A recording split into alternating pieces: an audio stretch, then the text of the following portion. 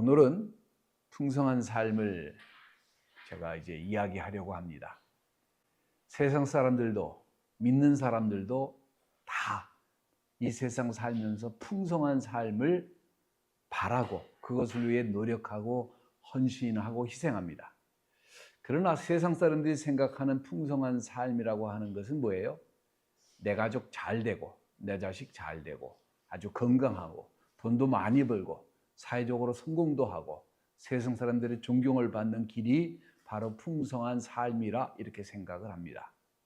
그러나 성경은 믿는 사람들에게 풍성한 삶이 완전히 다른 것이라고 우리에게 설명을 해줘요. 풍성한 삶이라고 하는 것은 하나님의 관계에서 옵니다. 은혜를 맛본 사람만이 이 풍성한 삶에 동참할 수 있다고 가르칩니다. 돈도 명예도 세상의 인정도 좋은 집도 많은 수입도 아닌 놀라운 출세도 아닌 바로 예수를 믿는 그 믿음 안에서만이 풍성한 삶이 보장이 된다 이렇게 가르칩니다. 하나님이 약속하신 풍성한 삶은 세상의 삶과 굉장히 다르다는 것을 알아야 돼요. 한번 생각해 보세요. 베드로, 요한, 바울 이분들은 다 풍성한 삶을 살다가 간 사람들이에요. 그런데 지금 우리는 이들의 이름을 알지만 당시에는 이들은 명성도 없었고 집도 없었고 재산도 없었고 비단 옷을 입고 다니면서 궁궐에서 신하들을 호위한 적도 없습니다.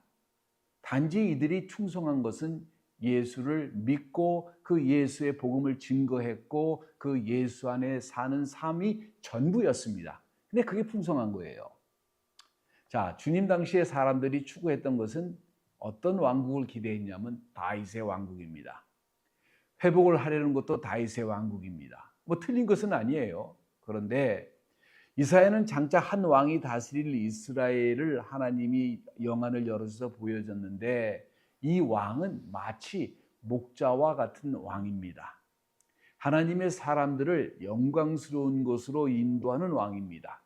그 통치 영역은 온 땅에 미친다고 가르칩니다.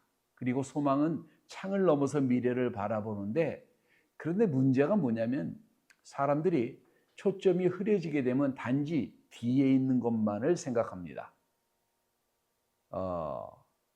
유대인들은 단지 메시아의 왕국이 자신들이 자랑스러웠던 왕국, 다윗의 그런 왕국의 것만 생각합니다. 유대 왕국의 팽창만을 생각합니다. 유대인들만이 즐기는 민족주의적인 왕국, 그들만의 만족감, 그 민족만을 위한 하나님, 전에 있었던 영광, 그것에 아주 포커스가 되어 있었어요. 그런데 이것은 옛 언약이고 새 언약은 달라요. 구약에 기반을 두지만 그거보다는 훨씬 발전한 일시적인 물질적인 만족이 아닌 새로운 영역, 즉 영적인 영역을 가리키고 영적인 구원을 설명하고 있습니다. 예수가 역사의 무대에 서기 전에 광야에서 히브리 사람들을 과정의 발자취를 되돌아보십니다. 자, 유대 골짜기에서 40일 금식을 하시면서 시험을 받는데 그 전에 있었던 왕과 나라들이 당했던 그 시험과 유사한 시험일지도 모릅니다. 자, 마태는 이것을 광야에서 시험 받기 위해서 가셨다고 마태복음 4장 1절에 얘기합니다. 자, 그릭말로 시험이라고 하는 이 말의 뜻은 집약적인 시험을 통해서 나타나는 것을 통해 자연을 배우는 것과 다른 사람의 성격을 아는 것이라 이렇게 얘기합니다. 다시 말하면 이 시험을 통해서 예수가 누구인지 어떤 사람인지 어떻게 살 것인지가 다 나와 있습니다. 다른 말로 하면은 제가 이것이 포커스가 아니기 때문에 살짝 넘어갈 터인데 다른 말로 하면 예수는 대적과 괴로운 시련을 당하기 위해서 사단에게 시험 받기 위해서 광야로 가셨습니다. 그가 이스라엘에 합당한 모든 왕보다도 다윗보다도 더 위대한 왕이고 목자인 것을 이 시험을 통해서 증명을 해야 하는 것입니다. 첫 번째 시험은 이거예요. 마귀가 가로되 네가 하나님의 아들이거든 이 돌들을 명하여 떡덩이가 되게 하라. 이것은 아주 현명한 제안입니다. 그는 육신적으로 금식을 통해서 지쳐있는 상태입니다. 가장 필요한 것은 지금 육신의 필요를 채워주는 거예요. 광야에서 40일 금식했는데 여러분 이것만 생각하시죠. 광야에서 사람들이 사는 길로 돌아가려면 뭐가 필요해요? 에너지가 필요하잖아요. 합당한 요구입니다. 또한 예수가 왕이 될 백성은 그 당시에 날마다 굶주림 속에서 살고 있어요. 그게 일상입니다. 배고파가지고 허기진 가운데 물로 빈속을 채워주는 것이 일상이에요. 그들의 일상입니다. 자, 당신이 왕으로 왔다면 이들의 필요를 채워주는 것이 가장 중요한 것인데 만약에 돌들을 떡으로 만들 수만 있다면 배고픔은 다 해결될 수 있을 것이다. 이렇게 얘기하는 거예요. 육체적 필요를 채우지 못한다면 이것은 문제를 일으킬 수밖에 없다 이러는 거예요. 여러분의 가장 기본적인 필요가 채워지지 못하면 어떻게 할 것인가? 교회에서 그래서 뭐 직장도 잡아주고 뭐 어느 선교사는 얘기하기를 논을 해가지고 논으로 가난한 사람들에게 논을 대주고 그 사람들에게 경제적으로 일어날 수 있도록 도와준다고 그래요. 나쁜 건 아닌데 뭐가 근본이 뭐를 모르냐면 기독교의 근본 핵심을 모르고 하는 행동들이에요. 자, 그런 기본적인 것을 채워주지 못하면 어떻게 하나님을 섬길 수가 있겠는가? 이들의 생각입니다. 굉장히 지혜로운 것 같은데도 성경의 기본을 모르면요 헛발질을 하게 돼 있어요. 자, 이 시험은 예수의 대처는 광야에서 이스라엘 사람들 생각을 하는데 이스라엘 사람들이 뭐라 그래요? 하나님이 신명기 8장 1절에 내가 오늘날 명하는 모든 명령을 너희는 지켜 행하라. 그리하면 너희가 살고 번성하고 여호와께서 너희의 열조에게 맹세하신 땅으로 들어가서 그것을 얻으리라. 3절에 너를 낮추시며 광야에서 너를 줄이게 하며 또 너도 알지 못하며 내 열조도 알지 못하는 만나를 내게 먹이신 것은 뭐 때문이다? 사람이 떡으로만 사는 것이 아니요 여호와의 입에서 나오는 모든 말씀으로 사는 줄을 너희로 알게 하려 하심이니라 라고 분명하게 얘기를 하셨습니다. 이스라엘 사람들은요 이게 싫었어요. 이들이 생각하는 풍성한 삶은 만나만 먹는 게 아니에요. 자, 새로운 왕국에서도 이 선언이 굉장히 중요한 초석이 됩니다. 근데 사람들은 되게 싫어해요 이런 거를. 잘 먹고 잘 살고 잘 나가야 되는데 이거 만나만 먹는다? 1년 365일 40년 동안? 이건 뭐 행복한 건 아니죠. 자, 근데 예수님도 똑같이 말씀하세요. 뭐라고 그래요? 마태복음 4장 4절에 사람이 떡으로만 살 것이 아니요 하나님의 입으로 나오는 말씀으로 산다 이렇게 얘기합니다. 예수께서 40일 금식으로 굶주리고 힘들었지만 그 가운데서 육신적인 풍요로움이 아니라 영적인 풍요로움 속에서만이 진정으로 사람이 행복을 느낄 수 있다고 얘기를 합니다. 왜? 우리는 영적인 존재이기 때문에 그래요. 그리고 당신이 메시아로서 진정으로 사람을 사랑한다고 한다면은 이 사람들의 육신적인 필요를 먼저 채우라고 하는 것이 사단의 유혹이었습니다. 자, 그런데 예수님은 이거를 거부하시죠. 왜? 우리는요 하나님이 나오는 말씀으로 사는 것이지 이 땅에서 주는 풍요로움으로 우리가 인생의 만족을 결단코 얻을 수가 없습니다. 자, 사단은 계속적으로 메시아를 공격하는데 그는 시편을 악용합니다. 시편 91장 11절과 12절에 저가 너를 위하여 그 사자들을 명하여 내 모든 길에 너를 지키게 하심이라. 12절 저희가 그 손으로 너를 붙들어 발이 돌에 부딪히지 않게 하리로다. 여러분 사단이요 여러분보다 성경을 더 정확하게 알고 있습니다. 그러니까 성경을 막 외우려고 그러는 게 중요한 게 아니라 성경에 거듭 얘기하지만 원리를 이해하는 게 그래 중요한 거예요. 자, 내가 메시아인 것을 사람들에게 공표해라.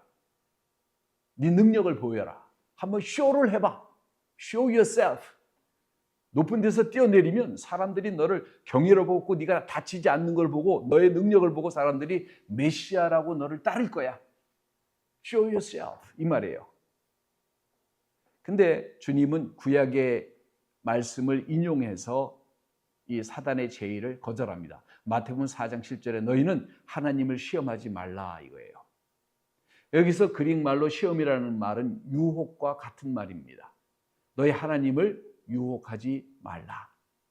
여러분 쇼를 하면요 사람들이 박수를 칩니다. 와 잘했다.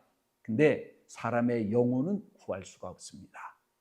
사람의 영혼은 오직 십자가에서 우리의 죄를 위해 대속하시고 피를 흘리신 예수의 피로만 우리가 구속받을 수가 있습니다. 사단이 마지막 시험을 합니다. 내가 만일 내게 엎드려 경배하면 이 모든 것을 내게 주리라. 당신이 이 세상에 구원하러 왔잖아. 지금 여기는 당신과 나밖에 아무도 없어. 당신이 내게 절을 하면 내가 당신이 구하러 온 이 세상에 결국 십자가를 지러 왔잖아. 십자가 지면서 이 인간의 모든 죄악을 다 뒤집으시고 어떻게 당신이 그 거룩하고 깨끗한 사람이 하나님이 그런 일을 당할 수가 있어. 그렇게 하지 마세요. 그냥 내게 무릎만 꿇으면 아무도 없는데 여기에 내가 이걸 다 줄게. 그러면 되잖아. 아무도 없잖아. 자, 바로 이것은 타락한 이스라엘의 왕들에게 사단이 유혹한 말이에요. 자, 이 말은 모든 충성스럽지 못한 목자들이 타락한 이유가 여기 있습니다. 아무도 없잖아. 아무도 못 보잖아. 여기는 아무도 없어. 네가 무릎을 꿇어도 세상은 모를 거야. 그러니까 뭐예요? 이것이 믿는 자들을 타락시키게 하는 요소입니다. 여러분, 하나님은요, 편지하셔요. 어디나 다 계십니다. 아무도 없잖아. 예? 이 말이에요. 그러니까 예수님이 명하십니다. 사단아 물러가라. 기록되었을 때 오직 주 여호와 하나님만 섬기라. 그리고 예수는 당신의 길이 십자가로 향하시는 길을 여기서 결정한 거예요. 그분은 이 광야 시험을 받을 때 나는 십자가를 지고 이 사람들을 위해서 죄를 대속해서 죽고 이들의 영혼을 구원할 것이라고 하신 거예요. 자, 그러면서 광야 후에 전도 여행을 시작하십니다. 다윗과 솔로몬의 통치 지역에 있었던 땅을 원래 지나다니면서 이제 예수를 복음을 천국 복음을 증거하십니다. 그는 이스라엘 사람들에게 증거하십니다. 시장에서 길거리에서 언덕에서 어느 곳이든지 사람들이 모이는 곳에서 하늘나라를 증거하면서 풍성한 삶이 같이 증거되어져요. 자, 사람들의 생각에는 로마의 압작 속에서 구원할 민족적 메시아만 생각을 했어요. 다윗의 현현으로만 생각했어요. 우리에게 로마에서부터의 자유를 주고 물질의 축복을 주고 이웃나라를 박탈해가지고 그들의 재물을 끌고 와서 우리를 행복하게 해주고 우리를 건강하게 해주고 우리를 오래 살고 노예들을 많이 부리는 그런 축복을 생각했습니다. 그런데 요한복음 10장 1절과 11절에 뭐라고 그러냐면은 내가 진실로 너에게 이르노니 양의 우리의 문으로 들어가지 않고 다른 데로 넘어가는 자는 절도며 강도요. 문으로 들어가는 이가 양의 목자라. 문지기는 그들의 문을 열고 양은 그의 음성을 듣나니 그가 자기의 양의 이름을 불러 각각 인도해내니라. 9절에 8절에 나보다 먼저 온 자는 다 절도요 강도니 양들이 듣지 아니하였느니라. 9절 내가 문이니 누구든지 나로 말미암아 들어가면 모르래 구원을 얻고 또 들어가며 나오며 꼴을 얻으리라. 영생한 풍성한 삶을 살으리라. 10절에 도적이 오는 것은 도둑질하고 죽이고 멸망하는 것뿐이요 내가 온 것은 양으로 생명을 얻게 하고 더 풍성하게 하려 하는 것이다. 이렇게 얘기를 합니다. 자, 사람들이 몰려왔을 때 그들이 원하는 것은 죄악과 질병의 고통 속에서 치료받는 것, 그리고 주님이 가르치시는 말씀, 그리고 그들은 아마 그런 풍성한 삶을 계산해 넣었을 거예요. 오늘말로 하면은 축복을 받는 복음, 한국 사람들이 좋아하는 복음. 이 무리들 틈 속에서 12 세도를 세우시고 하나님 나라를 준비하시고 이들을 보고서 나를 따르라고 하셨을 때는 자, 모든 사람들이 모든 것에 다 등에 뒤를 다 던지고 예수를 따르기를 원하셨습니다. 그분이 원한 것은 이들에게 그렇게 하는 자들에게 뭐를 약속하셨어요? 풍성한 삶을 약속하셨습니다. 자, 여러분, 그분께서 여러분에게 약속하신 것은 오늘 한국교회에서 이 기복신앙적인 그런 태도로 추구하는 물질적인 축복의 풍성한 삶이 아닌 영적으로 풍성한 삶입니다. 영적으로 풍성한 삶. 자, 그런데 재밌는 것은요, 예수께서 단 한 번도 재정적인 축복을 약속하신 적이 없습니다. 나를 믿는 자를 내가 부자로 만들어 주리라. 이런 성경 구절이 없어요. 누구에게도 은퇴연금을 보장한 적이 없습니다. 나를 믿으면 네 후세가 잘 돼. 축복받을 거야. 뭐 이런 식으로 얘기한 적이 없어요. 그런 말들을 왜 만들어내는지 모르겠어요. 이 땅에 어떤 재정적인 안정을 보장한 적이 단 한순간도 없습니다. 피곤한 거예요. 사실 그분께서 약속하신 것은 정반대예요. 그분은 제자들에게 뭐라고 말씀하셨냐면 누가복음 9장 23절에 또 무리에게 이르시되 누구든지 나를 따라오거든 자기를 부인하고 자기를 부인하래. 날마다 제 십자가를 지고 나를 따르실 거예요. 자기가 문제가 있어도 개인의 문제가 있어도 그 문제 때문에 이탈하지 말고 그래도 따라오래. 누구든지 제 목숨을 구원하자 하면 잃을 것이요 누구든지 나를 위하여 제 목숨을 잃으면 구원을 얻으리라 이렇게 얘기를 합니다. 개인의 어떤 영대를 살지 말고 예수의 영광을 위해서 살으래요. 끝까지. 만일 사람이 온 천하를 얻고도 자기를 잃든지 빼앗기든지 그렇게 하면 무엇이 유익하겠느냐 이거예요. 이 예수의 가르침이에요. 여러분 이해가 되십니까?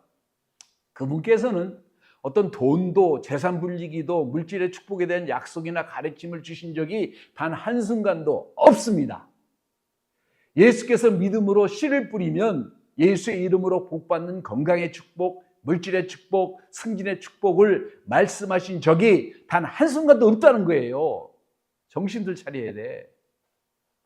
여러분이 하나님께서 주신 그 나라에서는 욕심을 품고 열심히 기도해서 돈 많이 버는 부자가 되는 복음은 없다는 얘기예요. 도대체 이런 게 왜 나왔는지 몰라? 주님은요, 이런 계획에 동의한 적이 단 한순간도 없습니다. 오히려 경고를 하십니다. 물질적인 축복을 가리키는 혹은 육체적 건강을 보장하거나 돈을 잘 버는 환경의 변화를 가르치는 믿음이라는 것은 존재하지 않습니다, 여러분. 여러분의 재정적인 헌신이 하나님의 축복을 푸는 열쇠가 전혀 아닙니다. 이러면 또 사람들이 황금 안 할 텐데. 근데 이게 사실이에요. 누가 이렇게 가르친다면 이들은 거짓 목자예요. 잘못된 사람들입니다. 아니, 성경을 모르는 사람들이에요. 여러분의 돈을 갈취하려는 거짓 목자들이라고 저는 확신합니다. 돈 때문에 결국 시험에 들고 하나님과 관계를 깨려는 거짓 선지자들의 의도일 뿐이에요. 이들의 주장은 타락한 믿음일 뿐이에요. 예수의 가르침은 돈과 소유가 중립적인 것입니다. 돈이 필요 없다고 말씀하신 적 없어요. 돈이 하찮은 거라고 말씀하신 적 없어요. 그러나 돈이 귀한 거지만 더 귀한 게 뭐예요? 바로 영생의 문제입니다. 풍요로운 삶이에요. 하나님 나라에서는 이 돈은 이 땅에서 필요하지만 영원 세상에서는 아무런 관계가 없습니다. 그분께서 중요하게 생각하시는 것을 오히려 방해를 하고 그래서 경쟁자로 만문의 신, 물진의 시를 찝어 얘기하신 게 그 이유입니다. 예수께서 뭐라고 하셨냐면은 저에게 이르시되 너희는 삼가 모든 탐심을 물리치라 사람의 생명이 그 소유에 넉넉한 데 있지 아니하니라 하시고 또 저에게 일러 가라사대 한 부자의 비유를 들으셨는데 와 내가 돈을 벌었으니까 내 모든 곡식과 물건을 거기다 쌓아두리라 내 영혼에게 이르기를 이제는 걱정할 게 하나도 없어 이제 먹고 마시고 즐거우면 돼 그랬는데 하나님이 이르시되 어리석은 자여 오늘 밤에 내 영혼을 도로 찾으리니 그러면 내 예비한 것이 누구께 되겠느냐 이렇게 말씀하시는 거예요. 죽음이라는 가망성이 모든 인간의 삶의 가치관을 변화시킬 수가 있어요. 영혼이라고 하는 그 안경의 시각의 안경을 쓰면은 죽음을 넘어서 있는 영혼의 세계에 서서 보면은 물질은요 아주 작아집니다. 근데 영혼의 그 관점에서 보면요 물질 중요하지만 이 땅에서 필요하지만 물질에 얽매일 이유가 하나도 없어요. 이 땅에서 지금 하는 한 사람의 생명을 살리는 기도가 제게는 더 중요합니다. 예수께서 약속하신 하나님과의 관계 그리고 풍성한 삶에서 보면요 물질이라고 하는 것은 아주 작아집니다. 문제는 여러분에게 현금이 얼마나 있느냐, 체킹 어카운트에 얼마나 있느냐, 주식이 얼마나 있느냐 이런 재산 정도의 문제가 아닙니다. 소유의 문제가 전혀 아니라는 거예요. 풍성한 삶은 이런 물질에서 세상의 명예에서 사람들의 인정에서 나오는 것이 아닙니다. 여러분에게 묻고 싶은 것은 여러분은 과연 풍성한 삶을 살고 계십니까? 여러분의 인생에서 가장 중요한 역할을 하는 것이 무엇이에요? 가장 필요로 하는 것이 무엇입니까? 여러분의 일생을 결정짓는 가장 중요한 게 무엇일까요? 여러분의 일생을 통해서 가장 중요하게 추구할 것이 무엇입니까? 여러분의 영원한 필요를 채워주는 것이 무엇일까요? 여러분이 물질적인 필요를 채우기 위해서 사느냐, 아니면 영혼이라는 안경을 쓰면서 인생을 살아가느냐 보면 답이 굉장히 분명하게 나옵니다. 이 영혼이라고 하는 시각의 안경을 쓰고 있기 때문에 순교자가 나오는 거예요. 죽어가면서도 주님을 찬양하는 기쁨이 나올 수가 있는 거예요. 왜? 세상 사람으로의 시각으로는 미쳤지만은 영혼이라는 안경을 쓰고 있기 때문에 이 세상을 바라보기 때문에 완전히 시각 자체가 다른 거예요. 예수가 끼신 그 안경이 바로 이것입니다. 그래서 이 땅에 기꺼이 오셨고 기꺼이 십자가를 지시고 기꺼이 우리를 구원하시기 위해서 피 한 방울 남지 아니하고 모든 것을 다 흘려주신 이유가 여기에 있습니다. 여러분은 영혼이라고 하는 안경을 쓰고 계십니까? 하나님의 말씀과 명령을 준행하면서 기쁨 가운데 살아가고 계십니까? 아니면 한 푼이라도 더 보는 재미로 살아가고 있습니까? 한국에서 목회할 때에 어느 권사님이 그러시더라고요. 목사님, 재밌는 게 뭔지 아세요? 제일 재밌는 게 모르겠는데요. 장사를 하면 돈이 이렇게 쌓인대요. 그럼 돈 세는 재미가 인생에서 최고라는 거예요. 재밌겠죠? 재밌겠지. 그러나 예수를 믿는 믿음이 더 재밌는 것을 그분이 나중에 알게 되세요. 자, 하나님의 백성을 위한, 그분을 위한 위대한 목적은요, 거룩한 삶을 사는 것입니다. 바로 위에서부터 내려오는 그 풍요로운 삶이 우리에게 전달되어질 때 우리가 느껴요. 풍요로운 삶이 현금도 아니고 건강도 아니고 명성도 아니고 인기도 아니고 소유도 아닙니다. 그렇다고 주변 사람들의 인정이나 위로도 아닙니다. 그게 뭐예요? 주님의 제자들은 한결같이 돈을 벌은 적도 없고 유명한 자가 되려고 노력한 적도 없고 출세하려고 발버둥 적도 없습니다. 이들은 비단 옷을 입은 적도 없고 궁에서 산 적도 없고 정치적 권세를 누린 적도 없다고 했어요. 다만 예수를 증거하다가 고난받고 고통받고 다 같이 죽임을 당했습니다. 그런데 이들이 풍요로운 삶을 살았어요. 이들이 받은 풍요로운 삶이라는 것은 무엇입니까? 요한이 이렇게 말씀합니다. 요한서 1장 5절에 태초에 말씀이 계시니라. 이 말씀이 하나님과 함께 계셨으니 이 말씀은 곧 하나님이시니라. 요한복음 1장입니다. 그가 태초에 하나님과 함께 계셨고 만물이 그로 말미암아 지은 바 되었으니 지은 것이 하나도 그 없이 된 것이 없느니라. 그 안에 생명이 있으니 이 생명은 사람들의 빛이라. 빛이 어둠에 비치되 어둠이 깨닫지 못하더라. 예수는 영원하시고 그는 창조자 하나님이시고 그가 만드신 모든 것이 바로 우리가 보는 이 세상의 모든 것입니다. 하나님께서 직접 창조하신 것입니다. 자, 그분께서 오시기 전에 우리는 풍성한 삶이라는 것은 존재하지 않았어요. 풍성한 삶이라고 하는 것은 이 세상에서 생각하는 것과는 정반대의 것이기 때문에 그래요. 이 세상은 이 하나님이 주시는 풍성한 삶을 이해할 수도 없고 알 수도 없고 그리고 설명할 수도 없고 바랄 수도 없어요. 하나님을 그러나 만나게 되면 이거를 깨닫게 됩니다. 그리고 풍성한 삶이 무엇인지 알게 돼요. 이것이 신학을 했다고 아는 것도 아니에요.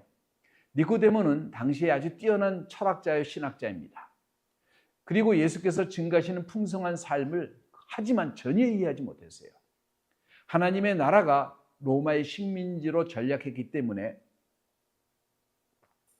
종교인으로서 이스라엘의 민족의 위기를 봤습니다. 성경을 연구하는 학자로서 이 사람은 진리를 추구했던 것 같아요. 종교인으로서 하나님께서 원하시는 도덕과 행위를 추구했습니다. 그러나 이 모든 것이 이해가 되질 않았어요. 그래가지고 밤중에 예수님을 찾아옵니다. 당시의 지도자예요, 니고데모는. 자, 그랬더니 예수님께서 말한 요한복음 3장 7절에 내가 네게 거듭나야 하겠다는 말을 기히 여기지 말라라고 한국 성경은 되어 있는데 이것이 원어에서 보면 내가 네게 다시 거듭나야 하겠다는 말을 기히 여기지 말라 이렇게 얘기를 합니다. 거듭난다는 말을 너무 남용함으로 본질이 왜곡되기도 합니다. 오늘날 미국 문화에서는 이 거듭난다는 얘기가 코미디언들의 말로 사용되기도 합니다. 그러나 그릭 말로 요한이 이것을 사용했는데 몇 가지 뜻이 말 속에 함축되어 있는 것을 우리가 알 수가 있습니다. 이것은 아주 심오한 것을 간단하게 설명할 수 있는데 이것이 니고데모를 더 깊은 곳으로 인도합니다. 태어난다는 말은 새로운 세계에 다시 나온다는 이야기는 얘기인데 여기서 다시라고 하는 말은 그릭 말로 어넌땐이라고 하는 말인데 이 말 속에는 몇 가지의 의미가 있습니다. 형용사로 가장 잘 쓰이는 말은 뭐냐면 위로부터입니다. 위로부터. 다시 말하면 거듭나는 게 위로부터 거듭나야 이 말입니다. 위로부터 거듭나야 돼요. 하늘에서부터 거듭나야 된다는 얘기예요. 자, 이 말을 이해하면 바로 요한의 말을 이해할 수가 있습니다. 예수님께서 니고데모에게 계시한 말인데 중생이라는 것은 본어게인인데 이 본어게인이 하늘에서부터 태어난다는 얘기예요. 이 땅에서 태어난다는 것이 아닙니다. 즉 하늘에서부터 다시 태어난다고 하는 이 말은 다른 세계로 들어가서 적용할 수 있는 가능성과 힘을 가지고 새롭게 출발한다는 얘기예요. 하늘에 속한 힘으로 다시 태어나는 것을 의미합니다. 탄생이라고 하는 것은요, 하나님의 일입니다. 사람이 살고 죽는 것은 하나님의 손에 달려있는 일입니다. 중생도 그런 거예요. 본어게인도 그런 거예요. 그래서 중생을 기적이라고 부릅니다. 그럼 태어날 때 영적으로 아이가 이런 일이 있을 수 있어요? 전혀 없습니다. 새로운 세계에서 나오는 일에 아이가 공헌한 것이 있어요? 전혀 없습니다. 생명은 오직 위에서부터 태어났기 때문에 그 아기가 노력을 했거나 헌신을 했거나 일을 했기 때문에 오랜 시간 기도를 했기 때문에 태어나는 일은 없습니다. 단지 아이가 어머니 뱃속에서 태동을 한 것이지 어떤 결정을 했기 때문에 벌어지는 일이 아닌 것처럼 영적으로 다시 태어나는 것도 분명하게 어떻게 되느냐면 바로 위에서부터 에논틴 위에서부터 거듭나야 되는 거예요. 요한복음 3장 4절에 니고데모가 가로되 사람이 늙으면 어떻게 다시 날 수 있사옵나이까? 두 번째 모태에 들어갔다가 날 수 있사옵나이까? 냉소적일 수도 있고 전혀 깨닫지 못할 수도 있습니다. 그러나 예수와 마주치는 멍청이는 없어요. 예수님 당시에 이방 종교에서 유대교로 개종하려고 하면은 침례를 주고 이들을 악이라고 불렀습니다. 왜? 다시 태어났기 때문에요. 아브라함과 하나님과의 새로운 관계를 맺은 것처럼 이 할례를 통해서 침례를 받는 것입니다. 그렇기 때문에 두 번 태어나려면 반드시 이방인들이 개종을 하려면 침례를 받고 할례를 받아야 돼요. 그리고 두 번째 실수는 왕국을 이 땅에 속한 왕국으로만 생각을 합니다. 언제는 와요. 그러나 예수님 때 니고데모는 생각하기를 오직 이방인의 개종자들만이 메시아의 나라에 참여하게 된다는 그런 생각만을 하고 있었습니다. 오늘날 많은 사람들 같이 니고데모는 인간의 논리와 나타난 현상적 증거만을 가지고 생각합니다. 손으로 만지고 육감으로 느끼고 시험해보고 논리로 수학적 증명을 하려고 고려를 합니다. 자, 내가 참여할 수 없는 나라가 온다면, 만약에 내가 하나님 나라에 들어가려 한다면 이방인이 되어서 다시 유대교로 입구해야 되나? 그리고 이 나라는 내가 기다려봤던 나라와 너무 다르지 않은가? 여기서 주는 풍성한 삶이라는 것이 무엇일까? 이것이 니고데모의 해석일 거예요. 심각하게 살펴보고 있지만은 전혀 지금 주님과 대화가 되지 못하고 있습니다. 주님은 꾸짖기보다는 니고데모를 더 깊은 곳으로 인도하십니다.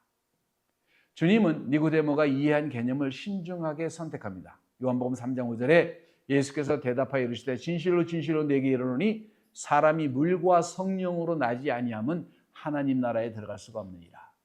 자, 물과 성령이라는 말은 두 가지 의미가 있는데, 물이라고 하는 것은 그 느헤미야 1장 16절인 것처럼 생수의 근원이신 하나님을 상징하기도 하고, 유대인들에게 이 물이라고 하는 것은 침례와 동일한 말이기도 합니다. 그래서 침례로 구원받는 말이 아니에요.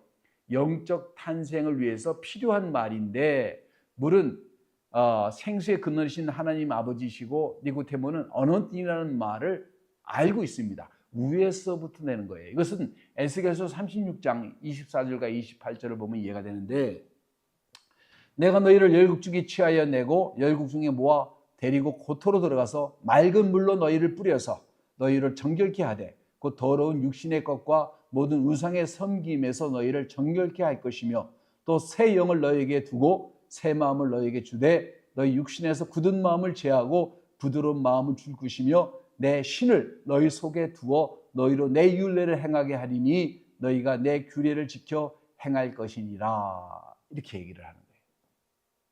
니고데모는 메시아가 로마의 손에서 이스라엘을 구원해서 자신들에게 풍성한 삶을 주실 것이라고 생각을 했어요. 그러나 예수는 물과 성령으로 거듭난다면 회개와 예수를 믿지 아니하고 하나님을 믿지 않는 거기서부터를 회개하고 위로부터 다시 태어난다는 그 말을 지금 설명하고 계십니다. 영적인 것은 눈으로 보는 것이 아니에요. 회개도 내가 의지해서 되는 게 아니에요. 많은 사람들이 회개가 I'm sorry 하면 회개가 된 줄 알아요. 그게 아니에요. 태어나는 것도 그런 게 아닙니다. 자, 육으로 난 것은 육이요, 요한복음 3장 6절에 성령으로 난 것은 영이니. 그러니까 니코데모가 점점 이해를 못하는 거예요. 입이 점점 벌어집니다. 7절과 8절에 내가 네게 거듭나게 했다는 말을 기히 여기지 말며 바람이 임으로 불매 내가 그 소리를 들어도 어디서 오며 어디로 가는지 알지 못하나니 성령으로 난 사람은 다 이러합니다. 이것은 내가 분석해서 내가 일해서 이해되는 것이 아니고 초자연적인 일이라. 사람 안에서 행하시는 하나님의 일이라는 거예요. 성령이 일하시는 것은 바람이 부는 거나 마찬가지입니다. 바람이 불면 힘은 느껴져요. 그러나 그 본질은 모릅니다. 그런데 그 힘을 보면은 아, 바람이 이렇게 강하구나, 이렇게 아름답구나, 이렇게 부드럽구나 하는 걸 느낄 수 있잖아요. 성령은 우리 눈으로 육신으로 볼 수가 없지만 조용하시지만 그러나 능력이 계십니다. 그분은 당신이 원하시는 뜻대로 당신이 행하십니다. 인간이 누구에게 이렇게 하세요 저렇게 하세요 하나님에게 성령에게 말할 수가 없는데 답답합니다. 자, 바람을 설명하는 것 같습니다. 이 뛰어난 종교 선생은 할 말이 아무것도 없어요. 니고데모는 자신의 무지를 받아들입니다. 3장 9절에 어떻게 이런 일이 있습니까?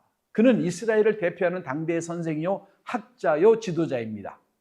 그리고 깨끗한 사람이고 믿음의 사람이고 헌신된 사람이고 구별된 사람입니다. 영적으로 이스라엘을 대표하는 사람이지만은 하나님의 나라가 무엇인지도 깨닫지 알지 못하고 풍성한 삶이 무엇인지도 모르는 사람이에요.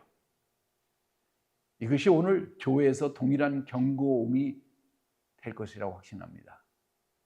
지도자들에게, 학자들에게, 선생들에게 종교적인 커뮤니티에서 존경을 받을 수가 있고 인정받을 수가 있고 권위를 행사할 수도 있습니다.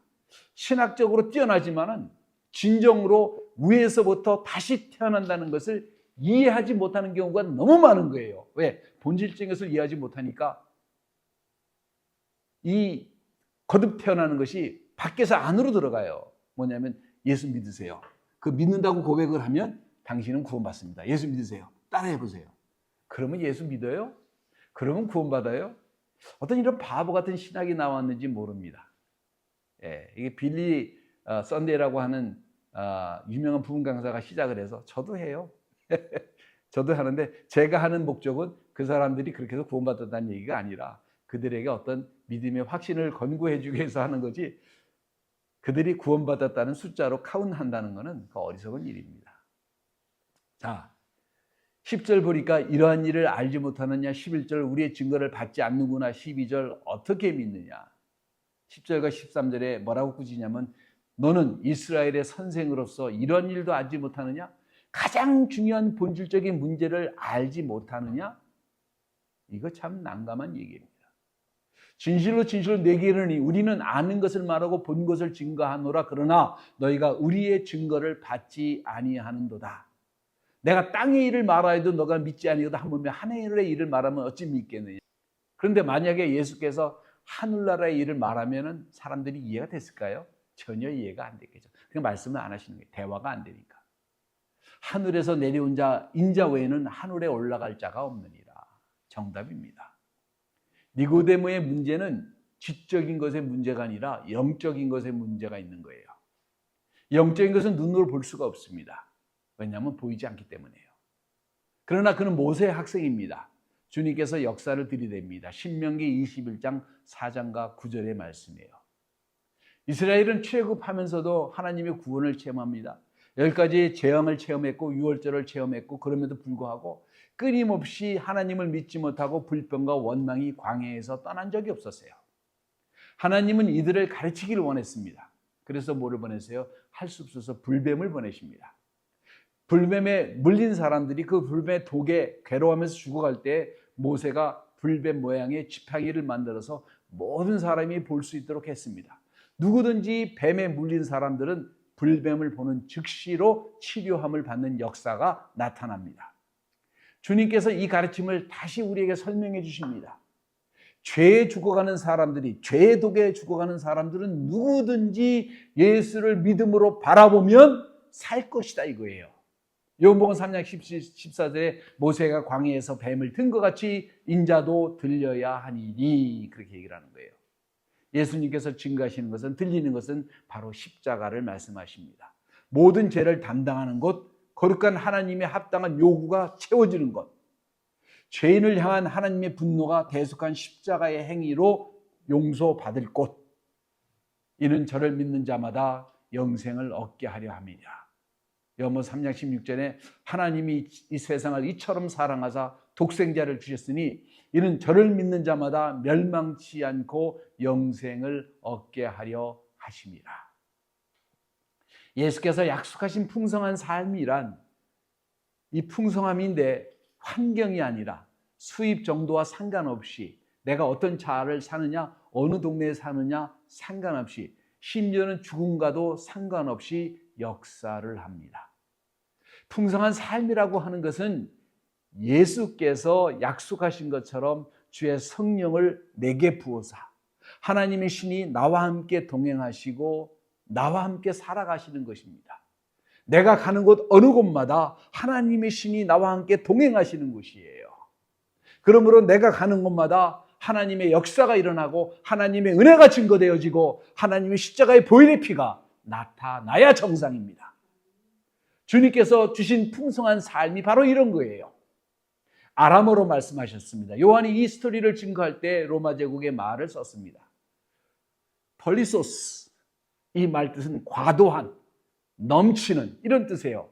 풍성한 삶이라는 것은 짧게 한 것이 아니라 영원한 것 뿐만 아니라 넘치는 과도한 그런 삶이라는 것입니다. 쓸모없는 이 인간이 가는 곳마다 하나님의 역사가 일어나고 사람이 위로를 받고 죽은 사람이 살아나는 역사는 과도한 거예요. 넘치는 것이에요. 어찌 이러한 일을 내게 보게 하시는지 저는 알 수가 없습니다. 감사한 거예요. 이것은 말로 설명할 수가 없는 거예요. 풍성한 삶이 우리에게 오면은 죽음도 사망도 어떤 환경도 고난도 이것을 막을 수가 없습니다.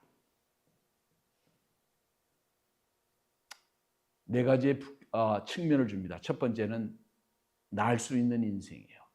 두려움을 넘어서, 부끄러움을 넘어서, 수동적인 삶을 넘어서, 죄의식을 넘어서, 어떠한 삶을 살았는지 과거에 상관없이, 걱정과 근심을 넘어서, 부정적인 시선에 세상의 시선을 넘어서 하나님께서 주시는 풍성한 삶은 모든 믿는 자들이, 위로부터 거듭난 자들이 소유할 수가 있습니다. 오늘 우리의 모든 문제를 가지고 새롭게 풍성한 삶을 주님과 함께 시작합니다. 주님이 주시면은 이 문제가 사라지는 것이 아니라 문제를 대하는 우리의 태도가 사라집니다. 달라집니다. 날마다 매 순간마다 나의 능력을 넘어서 하나님께서부터 오는 힘으로 내 모든 문제를 감당하게 됩니다. 둘째로는 인간의 관점이 무시되어집니다. 얼마나 많은 사람이 얘기하든 저는 귀 기울이지 않습니다. 얼마나 많은 사람이 모이든 상관없어요. 하나님의 뜻에만 우리는 동조합니다. 풍성한 삶을 맛본 사람들은 하나님을 기쁘게 하시는 것이 중요합니다. 사람들을 즐겁게 하기 위해서 쇼를 하는 거 그거 중요하지 않습니다. 얼마나 많은 사람이 나를 인정하느냐 중요하지 않습니다. 하나님이 오늘도 내가 나의 삶을 통해 하나님을 기쁘게 하셨느냐 기쁘게 해드리지 못했느냐 이것이 중요한 것입니다. 세 번째로 모든 위험을 무릅쓸 수가 있습니다. 하나님께서 우리를 불가능한 일을 행하라고 부르셨습니다. 불가능한 상황 속에서 주를 찬양하고 불가능한 상황 속에서 주를 경배하고 불가능한 상황 속에도 기도하고 그리고 진정으로 감사를 할 수 있습니다. 생명을 잃을 수도 있는 곳에서도 감옥에 갇힌다 할지라도 바울과 실라처럼 우리는 하나님을 찬양할 수가 있는 것은 무명한 자 같지만 아무도 모르는 가치 없는 존재 같지만 이 세상에서 보기에는 하찮은 존재이지만 하나님이 보시기에는 믿는 사람 한 사람을 엄청나게 귀하게 여기시는 그 사랑 하나만으로도 우리는 하나님을 찬양할 수가 있습니다. 그러므로 인생에서 무엇을 꽉 잡으려고 하지 않습니다. 어떤 것이든지 꽉 잡으려고 하지 않아요. 돈, 명예, 사랑, 위치, 환경, 직장, 가정 다 뭐예요? 우리는 관리자일 뿐입니다. 그분의 소유인 것을 인정하고 우리는 관리자로서만 행합니다. 풍성한 삶을 살려면 한 가지를 기억하시기 바랍니다. 우리 옛사람의 전에 살던 방식, 전에 살던 생각의 태도, 언어의 태도, 선택의 방식 이것을 새로운 방식으로 변화시켜야 합니다. 하나님이 어디 계세요? 내 안에 계십니다. 우리는 살아있는 성전이에요. 나쁜 말 하나도 하나님이 다 들으십니다. 기뻐하지 않습니다. 우리 주변에 있는 사람, 우리가 무시할 수 있는 사람 단 한 사람도 없습니다. 돈이 있다고 해서 우리가 무릎을 꿇어야 될 이유도 단 한순간도 없습니다. 권력이 있다고 해도 우리하고는 상관이 없어요. 그렇다고 그들을 무시하는 것도 아니라 그들도 귀한 사람입니다. 왜? 하나님의 자녀가 될 수 있는 가능성이 있고 하나님을 믿는 사람일 수도 있기 때문에 우리가 만나는 모든 사람에게 최대한 존중해주고 우리는 복음을 증거할 뿐입니다. 어떤 배움의 교실이 아닌 믿음의 변화에서부터 이렇게 새로운 시각이 시작될 것입니다. 풍성한 삶은 주장하는 게 아니에요. 떠드는 게 아니에요. 우리가 위에서부터 받은 것을 우리가 삶 통해서 나타내는 것입니다. 메시아의 새로운 왕국으로 들어가면서 우리가 지속적으로 받는 것이 이것입니다. 위로부터 우리가 다시 태어난다면 위에서부터 하나님의 임재가 우리 안에 나타나게 된다면 여러분은 이것을 이해하십니까? 이것을 받아들이세요. 여러분 이것을 믿으십니까? 기도하겠습니다. 주님, 감사와 찬송과 영광과 존귀를 아버지 앞에 드립니다.